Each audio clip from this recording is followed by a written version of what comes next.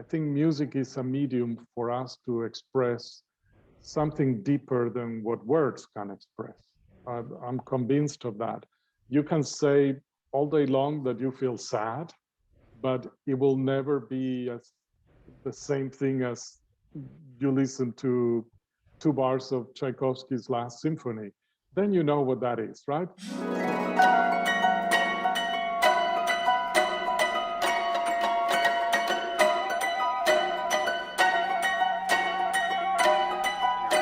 I'm so honored, and please help me so I don't butcher your name. Could you please just say your name for us? Miguel del Águila.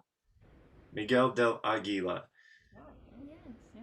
We are so honored to have you today. I just love your music. I spent all morning listening to your music and actually your clarinet concerto. And as a clarinetist, I was just blown away. It's a fantastic piece. And I said, oh, I want to play it. And then I heard some notes there in the end of the piece that, do you remember off the top of your head what the highest note is? I think it goes up above the C. Yeah, it's definitely above the C. Yeah. Those notes are not my fault. You know, I wrote it many years ago. I was in school in Vienna still. And the clarinetist who recorded it and performed it, for whom I wrote it, is now the first clarinetist of the Berlin Philharmonic. Oh, okay. Much to his surprise, he won the audition very, very young for the Berlin Philharmonic. And I remember he kept pushing me to write higher. And I said, nobody on earth is going to play this piece. He says, I want very high notes and pianissimo.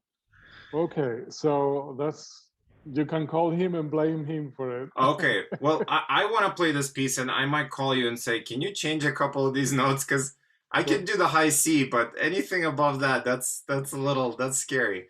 But that's yeah. Think of it. He was young and he wanted to show off, really, just to prove that he could do that. And we composers should never listen too much to the performers. Oh, well, you know, I mean, but the same thing as pushing the boundaries is always a great thing, you know, too. So, so that's really cool. And, you know, I would be happy to attempt to play those notes. Let me just introduce you to the other people really quickly. So we have Shauna Smith. She is the music director at Fountain Valley School, and she's also going to be the violist playing Submerged, your piece. And these are her students. Hi, Miguel. Hi. My name is Linda, and I come from Shanghai, China. Hi, Linda. I'm Elisa. I'm from Beijing, China. Hello, sir. My name is Ben, and I'm from Wuhan, China. And I'm a music major student. So these are future composers. Right? Great. Yeah. They're very excited. We just read the poem for Submerged, and I was explaining a little bit briefly about the scordatura, about tuning the viola down, and how it's to be used like a charanga. So we're just getting to know your piece a little bit better. By the way, did you read the viola little article that David Wallace wrote? Because I thought it was very good from the violist point of view. Did. Yes, I did. Yeah, on some of the techniques. Yeah, it is good. Great. Yeah, thank you for sending that. Awesome. And also we have Haley Rhodeside, who is our fantastic harpist. And Haley, you are in Florida, correct? Yes, I am in Orlando. So greetings from Florida. So, Great. And Miguel, you are in California, is that correct? No, I'm in Seattle on a cloudy day. You're in Seattle, okay. Yeah, I'll show you Seattle. All right, there it is. And you've been called, and I think rightly so, one of the most intriguing compositional voices to come along in recent years. So that's fantastic, and we completely agree. So I'm just gonna dive right into it a little bit. Can you tell us how you grew up? Were you in the musical environment when you growing up? How long is this you plan to do? Because I'm very old. It will take me a long time. Well, maybe tell us the short story, The short concise. version. Yeah, I was watered and I grew up. No, as you know, I grew up in South America, in Montevideo. It's sort of a Rio de la Plata, two cities, Montevideo, Buenos Aires. They are one big sort of cultural area. My dad was a frustrated violinist. He always wanted to, he learned violin very young, wanted to play violin, but his parents were pretty poor. So very early on, he had to do other things. And on top of that, my dad was born in 1915. So at that time, the movies were silent, right? So every theater had big orchestras to play the music. A movie came with an orchestral score, right? So theaters hired musicians. And when my dad was ready to start working as a professional, the talkies came, or talking movies, right? So there was no job for any musician at all for a while, right? So I think I inherited from him that need to make music. Since I remember, I never chose to be a musician. You know, every toy that I remember since I was 3 years old was a toy instrument or made some noise of some kind. Or if I didn't have any, I would get pots and pans from my parents' kitchen and put them in the patio and bring my brothers or whoever to play them and conduct them and invent some music with pots and pans. So then my parents, I guess, saw my interest in music. So I started studying music. We were 5 boys. So my parents' strategy on how to raise 5 boys was send them out to learn whatever it is, but get them out of the house, right? So I studied since I was very little in the 3 official conservatories in Montevideo. Clarinet, but I was terrible at it, so don't get any hopes of it. I never passed the first year exam because as a kid, I didn't like it. I love it now. Violin, and finally piano and composition. I never saw a difference between being a pianist or a composer. My idea is that a composer was a pianist, just like Franz Liszt or Chopin. And so that was, and then of course I studied there many years. When I was 20, I moved to the United States and I graduated from San Francisco Conservatory of Music. And from there, I went to Vienna in Austria, where I did my graduate studies and ended up living there for 10 years until I came back to America. And that's pretty much my career in a nutshell, my life.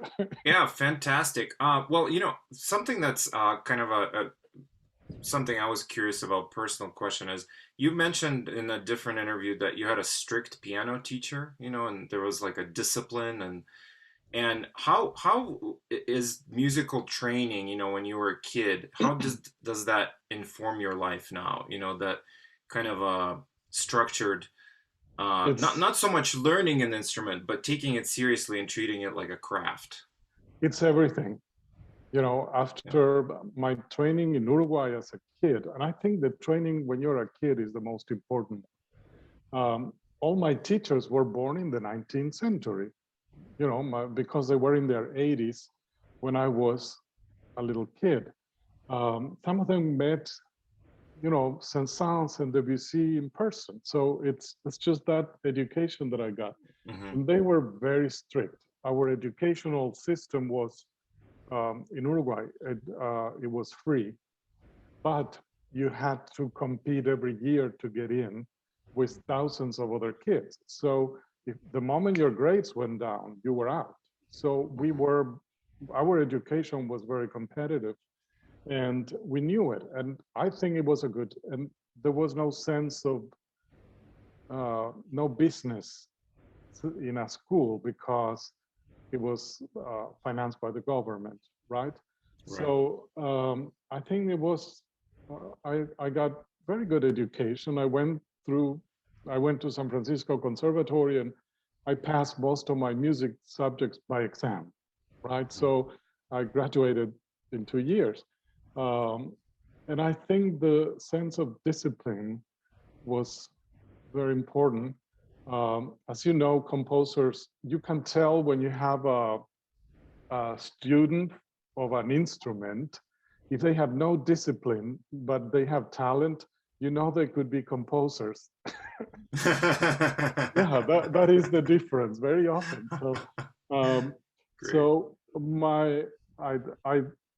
I loved what I did as a student, but I had little discipline, which drove my teachers crazy. And my teachers were very strict. My first piano teacher, I was like 6 years old, and she would say "usted" to me, which is the formal way of addressing you. It doesn't exist in English, but I'm sure in Chinese it exists. In Russian too. Yeah. Yeah. So, and if I didn't do what I was supposed to do, she would just look at me with a, icing, freezing look, and just say, "Go home, close my book." And my second teacher, sometimes he would just throw my books across the room, but I don't blame him. I was, if I had no respect for the music I was learning as a little kid, I always thought it was wrong. It was written wrong. And so if I was to study the first movement of a sonata, I remember I always ran into many bars that to me were wrong or were very boring. So I would just delete them and insert my own and put the end of the piece at the beginning. And then I would be so happy going to my lesson, very proud, and then play whatever I've written, composed. And of course, it drove my teachers crazy because you don't let a 7-year-old do that. And plus, it must have been horrible. But to me, it was great, and I was improving Beethoven, right? So yeah. It's something I noticed about your music is it seems like every note contributes to the story or the feeling. And I think that's what separates pretty good music or great music from pretty good music, is that every note is informed. And that's, from what you just told us, that makes so much sense that you grew up in that environment of storytelling. Music is storytelling. That's amazing. Could you tell us more about being obsessive? How it helps if you're obsessive as a composer? Oh gosh, you have to ask all my friends why I'm obsessive. They will talk for half an hour. I think it helps in many ways because composing very often implies to have an idea in your head that it grows and it becomes more important than anything else at that moment, really. When you say this theme, it's an earworm. Earworm. In English, it doesn't exist in German. Something that sticks to your ears and keeps playing over and over. Very often you need that when you compose, that state. And when you are a little obsessive, it just helps you to live in that world of the music you're writing a little easier. And I don't know if that makes sense. Also, thematically, I'm not, as you can tell, my themes repeat very much. And to me, that's sort of if I'm building a floor, it's sort of the tiles of it. Every tile has to have something to do thematically with the floor I'm making, which is the piece, right? So I think that has been a good thing for me. I couldn't probably do other types of jobs. I imagine every time I go to a restaurant, I think, how on earth do these people remember what I want? Or how do they smile all day long? Because I tend sometimes when music is ringing in my ears, I tune out everything. And you could be talking to me and I could be nodding, but I have no idea what you said. I didn't hear it. What I heard is in my head. So I guess we all do at the end the jobs we are best suited for.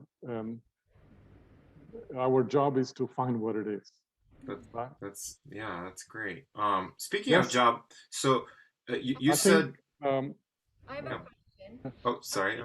You said you usually have a theme in your head or an idea that you're obsessed with or monopolizes you until you can get it out.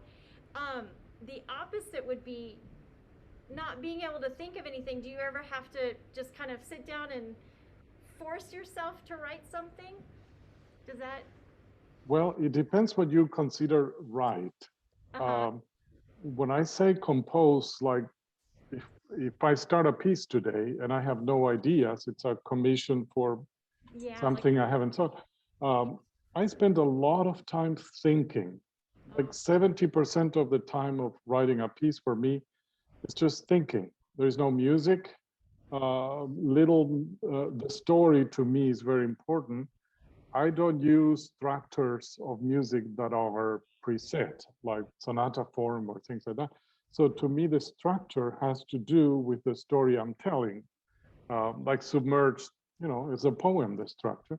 So that takes for me a long time to find out the bones of the skeleton, what it's going to be about, what story it's going to tell. Once I have that,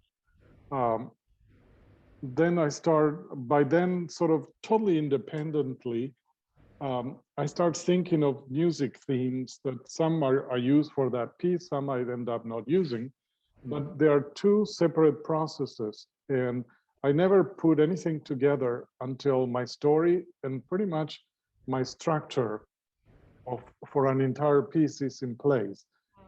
Just think, it's like, I don't know, you're creating a human person. I'm sorry for this example, but first you need to have the skeleton, or else what are you going to glue the skin to, right?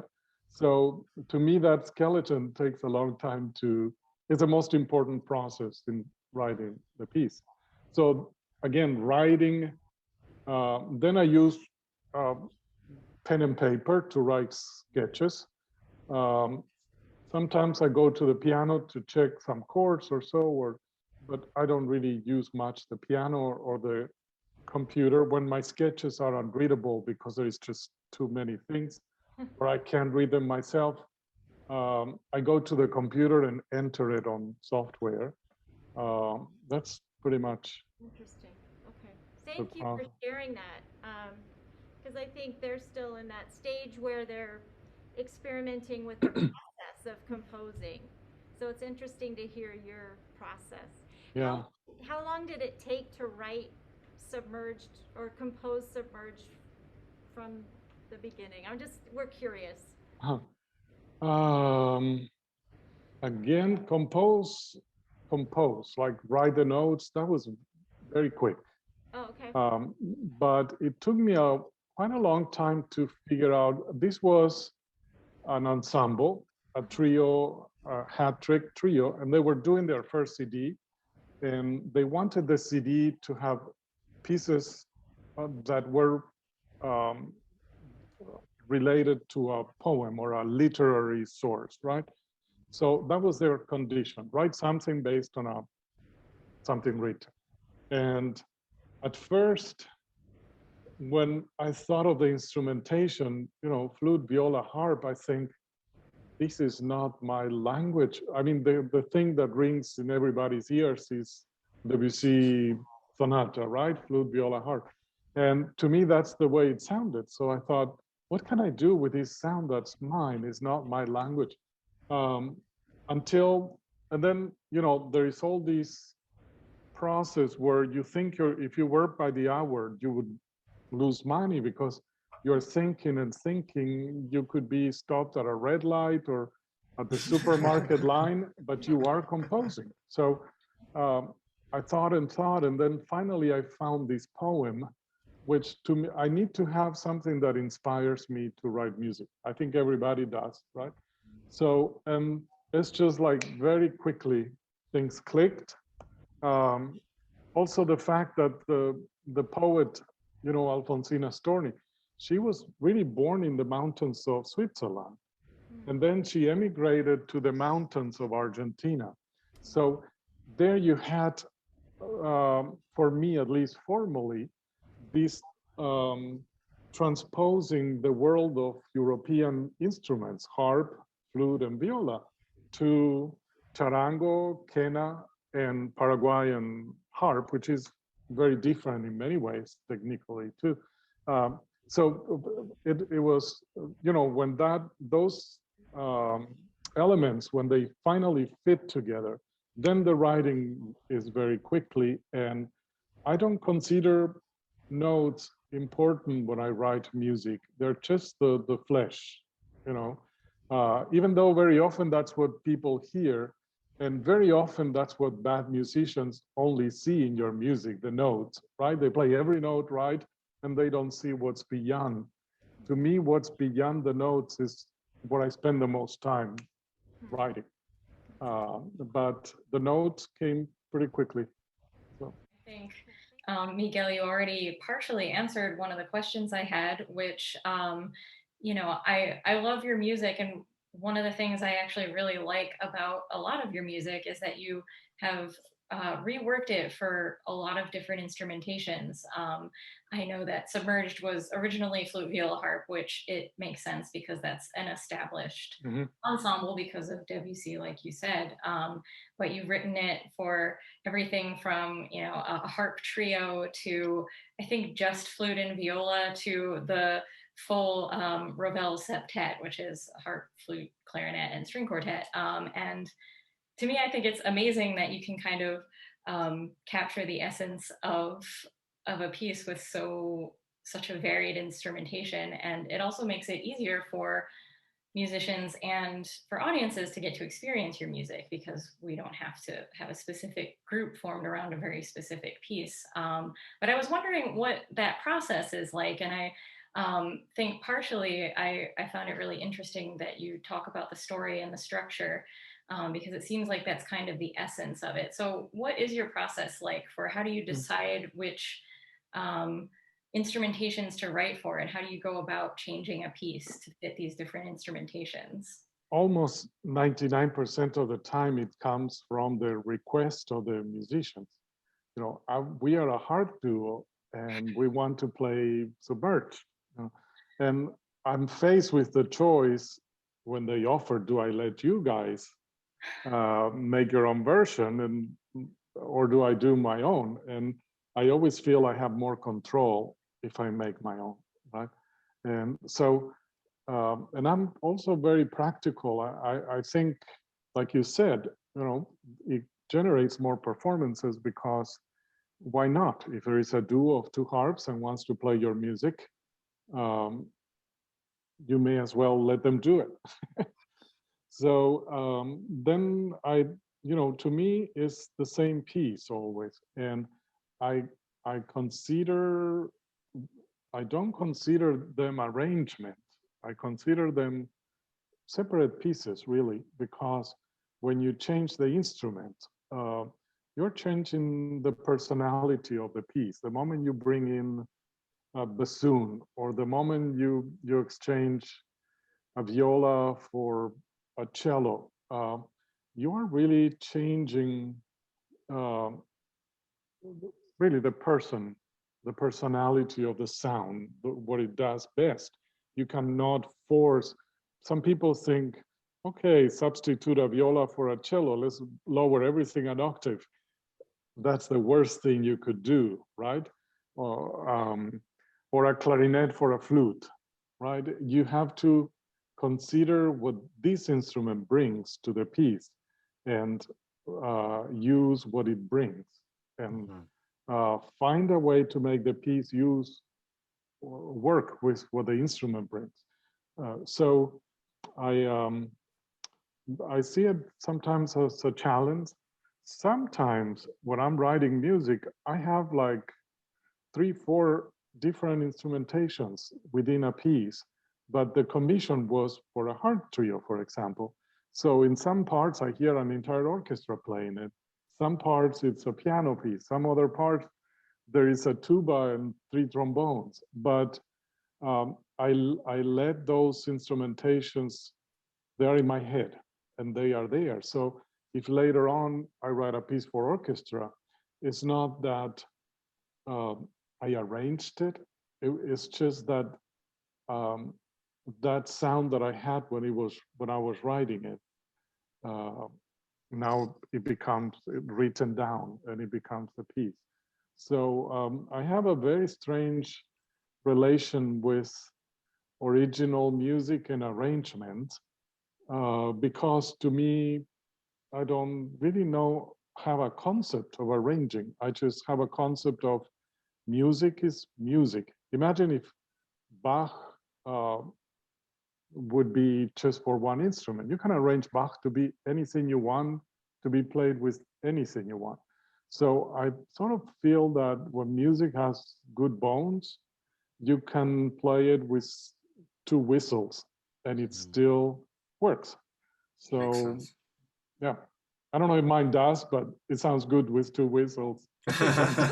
So I heard you talking about how composing is decomposing. Well, there is this myth that you write music by addition, right? You write the flute part, then you write, soprano is the flute, the alto is the clarinets and the violas, and so you build a sort of pancake layer cake, and that's or a dobush cake, if you know what that is, and then you have a score. And to me, it's exactly the opposite, probably because I think so long about the music before I write a note, that once I start writing, I hear the entire thing. I hear the whole sound, the way you guys would play it when it's everything rehearsed. And my job then is to hear what it is that rings in my ears and separate every instrument and write it down. So it is really, it's all composed. You're just decomposing it, meaning taking back the little pieces and writing them down. Okay, Mr. Miguel, what is your mission to be a composer? Like, do you have anything that you want to express all the time? I like to make music that I like, and make music that brings something emotionally to people and the performers. It's sort of I think music is a medium for us to express something deeper than what words can express. I'm convinced of that.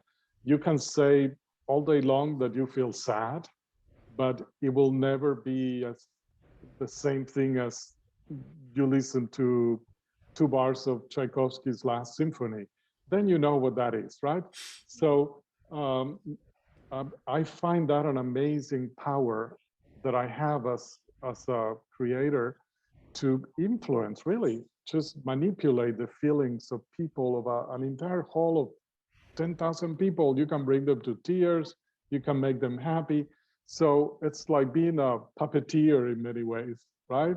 And because you have that power, you can use it to express things, to make people's life better in many ways, right? To help them experience emotional state, and also to make you have a voice. You can also talk about social issues, like, one of my pieces, the conquest of the Incas in Peru, right, by the Spaniards, and how horrible that was.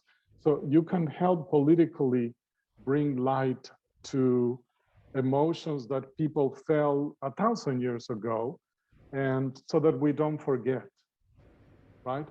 And I think when you put all that together is what makes you feel that you're not just putting quarter notes and half notes together on a paper, you're creating something that's alive and that's able to talk by itself. And that is really amazing if you think of it. So you said you basically compose based on your thinking process. Then what do you consider your relationship with music or composition?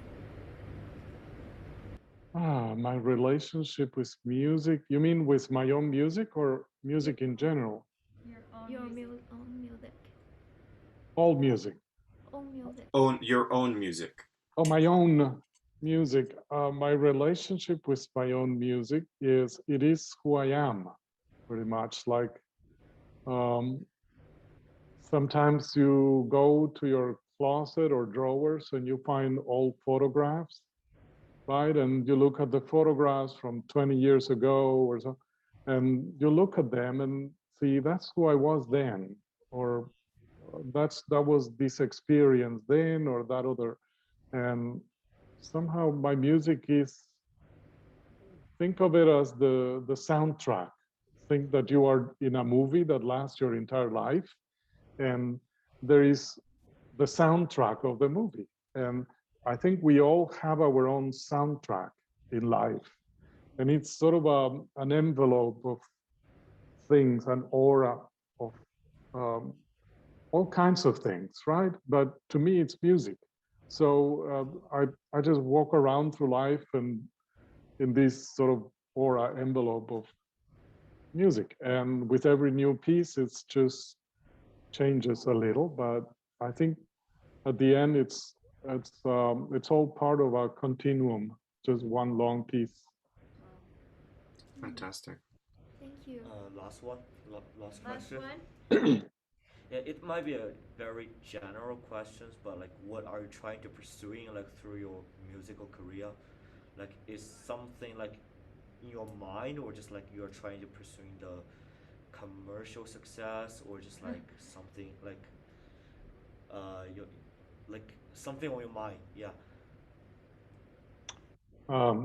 I like your question because composers tend to live in the clouds.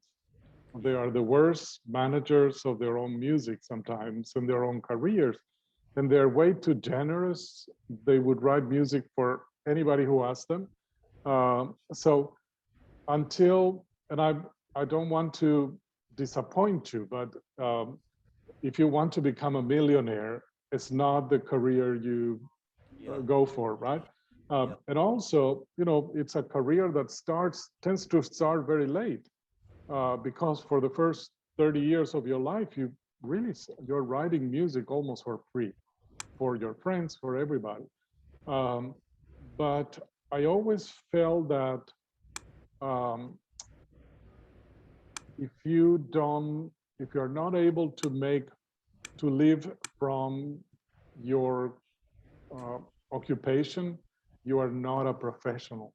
So I always felt I'm going to be a musician, a composer, which was against my parents' will, because they wanted me to do something that I would earn a living with, right?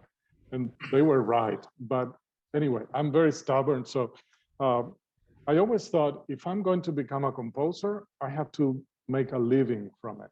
It has to be a business. And I think that's, to me, was an important state of mind, because as much as I love it, if I cannot make a living from it, what am I going to pay my bills from, right? I will need a different job. And if you need a different job, you need a whole new set of skills, and you cannot dedicate yourself to what you think you're best at, which is writing music. Coming back to Submerged, that's the piece that we're presenting. We're super excited about it. And if you had to just do a short introduction of this piece, talk about it just a little bit in your own words for our audience, what would you say? It's again, the piece is based on the poem, so I hope you will have the poem, and it's very surrealistic. It's very hard to really understand what it's about.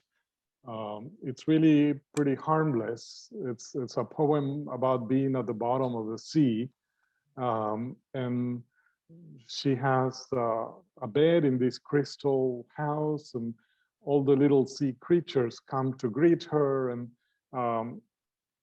that's the facade of the poem, right? true thing is isolation. She's really isolated, and there is an element of depression when sometimes you just feel you are underwater, and the real world is like above the water, far away. You hear this chirping of birds, and right.